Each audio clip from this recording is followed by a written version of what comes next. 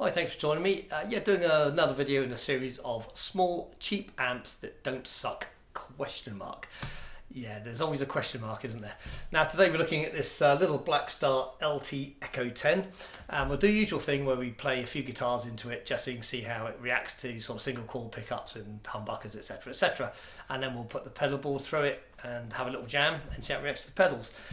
Before we do that though, we'll have a little close up at the control panel and go over some of its features. So let's dive in. Okay, here we're up close to the amp. Fairly standard case construction, though it does have a good weight to it. But yeah, it's quite a nice little finish on it. Guitar input, single volume, but it is a twin channel amp because here we have a little overdrive button. Now, being an analog amplifier, the overdrive works pretty well in the fact that as you drop off the volume on your guitar, it will actually start to clean up, very much like a little valve amp would, which is a pretty good feature. Equalization, now it's not just a standard kind of bass treble kind of setup. This has ISF, which is unique to Blackstar, I believe, and that's infinite shape feature. So when you kind of raise the trebles, it also shifts the mids with it. So it's a lot more complex than a standard kind of setup would be. So yeah, it is good, and that'll make more sense when we play a guitar through it. Here we've got the delay. Now it's based on an electronic version of a tape delay. It does work extremely well as well. It's a nice feature to have because most of these cheap amps, they just tend to have like an overdrive channel and then no reverb or anything. So at least it gives you an extra option. And here we have line input, so you can play, I don't know, you can play your phone through it, or you can play backing tracks through it. Standard sort of headphone output, on off switch. Now another feature that's different than most amps is it's got twin speakers. Yeah, I know, crazy, eh? They're twin 3-inch speakers behind the grille here. So that works quite well with the delay feature. And I'd expect it to sound tinny, but it doesn't. So enough waffle, let's plug some guitars in and see what this baby can do.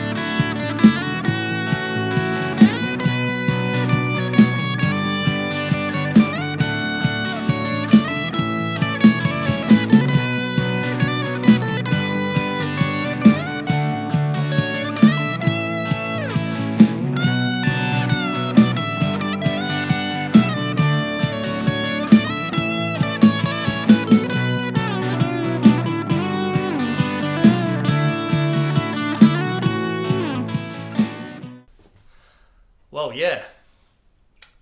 What a superb little amp. It's got to be one of the best small cheap amps I think I've ever had the pleasure in trying out. Yeah, the Roland Cube. Now that's a bloody good amp as well. And there are a few out there. But yeah, outstanding for its size. It doesn't sound like a small amp. Well, I don't think it did. Not in the room anyway. I like its features. I think the echo delay is really nice. I think the overdrive is fantastic. It's right up there with the rat pedal, I thought. The volume never came off its position here, which is what, probably about 10 o'clock.